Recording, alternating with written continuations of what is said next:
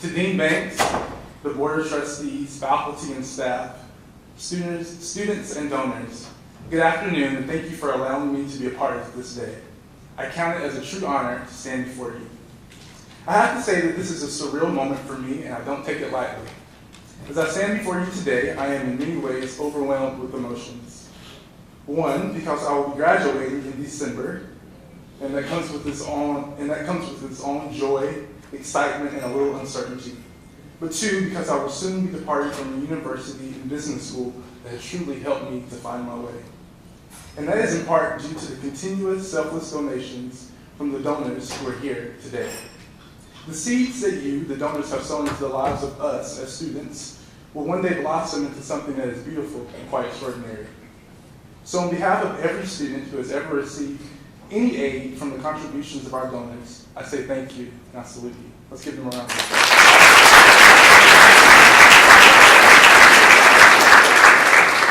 You know, before I came to college, I was told that this would be the time of my life, that the friends that I would make in these 4 or 4-ish years would be lifelong friends, and this is where my impact on the world would truly begin.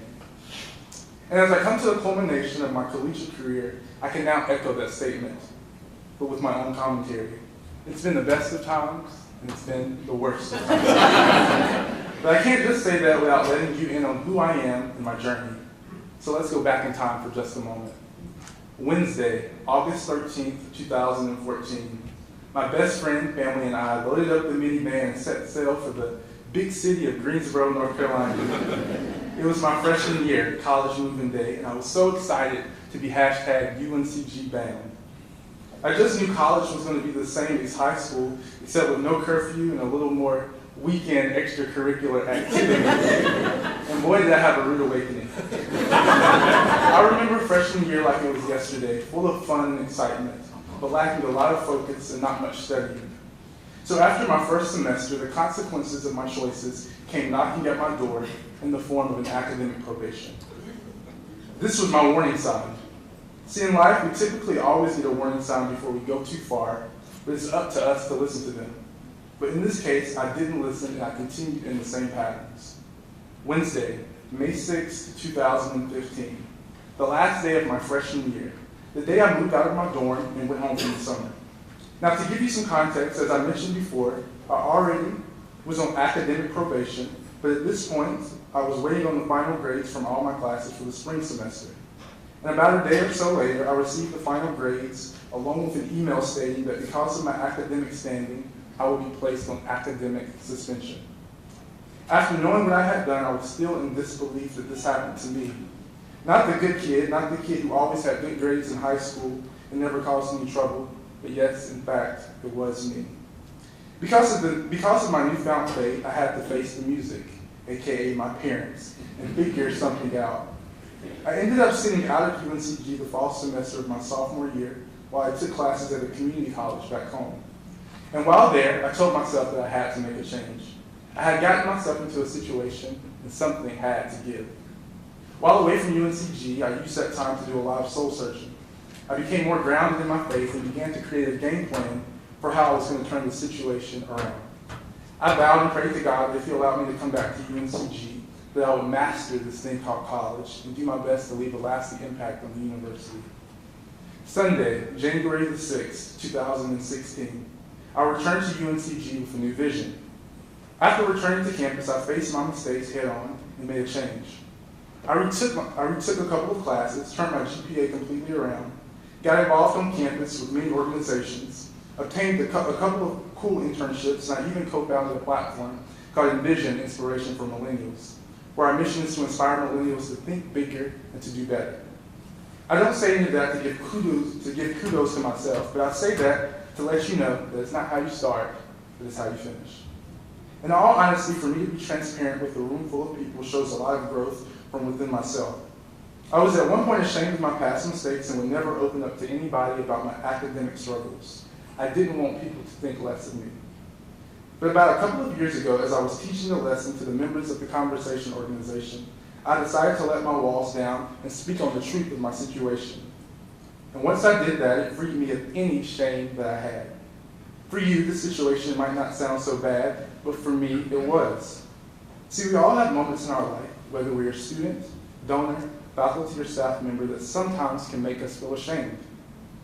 But I think the sign of a true leader is his or her ability to be transparent about their past in hopes that they can inspire others to do better. So within my freshman year of college, I learned 2 lessons from that situation that I will never forget. Number 1, take responsibility for your own success. You have the keys to do whatever you want, and it's up to you to put in the work. Number 2, be transparent about your failures. You know, people love to build relationships with people who are open, transparent, and who don't have that superior, I've done everything right mentality. The truth of the matter is that most of the great people we admire have failed at something.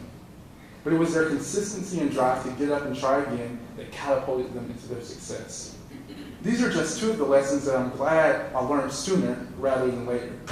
But I would be remiss if I didn't share with you a few other pieces of wisdom that I have found to be true in just my 22 years here on this earth. So number 1, as I said, was to take responsibility for your success. Number 2 was to be transparent about your failures. Now number 3, seize every opportunity you have to do good. Whether that's you getting involved on campus, or you applying for that internship, or going on a mission trip, or even encouraging someone to be their best, seize the opportunity to just do good. People will recognize and remember you when you have a reputation of excellence. Think about it. When you go to Chick-fil-A and that cashier gives you that creepy yet genuine smile, while simultaneously saying my pleasure and handing you 3 extra Polynesian sauces, you remember that exceptional service because the cashier sees the opportunity to do their job good. Doing good matters, and it sets you apart. Number 4, don't just live for you, but live to better the lives of others. Don't just live for you, but live to better the lives of others. For many of us students who are on the precipice of the next chapter in our life, we can become so entangled in letting our selfish ambitions rule our decisions. Now don't get me wrong, we all have dreams and goals, but as we chase those ambitions, we can't forget the things that truly matter. I'm reminded of an old story that truly makes me put everything into perspective. It's about a rich king who had everything he wanted. He was smart, tried to fulfill his life with knowledge. He also tried to consume his life with pleasures, possessions, and projects to keep himself busy. He owned a beautiful palace. He owned 40,000 horses. He had many wives. He was very famous, and he considered himself better than everyone else in the land. And in spite of everything that he had accumulated and accomplished, he was restless, isolated, frustrated, and he hated his life. He was quoted as saying, "But then I looked at what I had done and thought about all my hard work, and suddenly I realized that it was useless, like chasing the wind." So I would challenge you not to do the things that simply just bring you financial success, status, or position, but to do something that's bigger than yourself. I challenge you really to offer yourself in service to others. And that can be done in any profession you choose. It's just a conscious decision that you have to make. True fulfillment comes from being connected and doing something that's much greater than yourself. Number 5, my final piece of advice is simply one word, but so powerful. Give. Give. I don't know about you, but I feel the best when I can share whatever I have with the people around me. It brings me personal joy. It's no fun to be the Grinch and have a heart that's 2 sizes too small, but it's truly always better to give than to receive. And I think we all can take a cue from the donors here this afternoon by making it a habit of paying it forward. There's a quote by Maya Angelou that I love from a poem to our grandmothers that says, "When you learn, teach. When you get, give." And it's as simple as that. When you learn, teach. When you get, give. So to the donors, I again say thank you for your continued support. And as I prepare to close this chapter in my life, I will be forever indebted to the love and the support that I've received from the Bryan School. The Bryan School has left a lasting impact on my life, and I hope that I have done my part in leaving somewhat of an impact within the school. But before I take my seat, I could not take a platform like this without thanking my Heavenly Father. For I know who I am, but more importantly, I know whose I am, and I'm a child of God. And He promised that if I acknowledge Him in all my ways, that He would be sure to direct my path. So my prayer for everyone in this room is that we live a life where we take responsibility for our own success, that we never shy away from owning our failures, that we seize every opportunity to just do good while remaining selfless through giving as much as we can along the way. Thank you.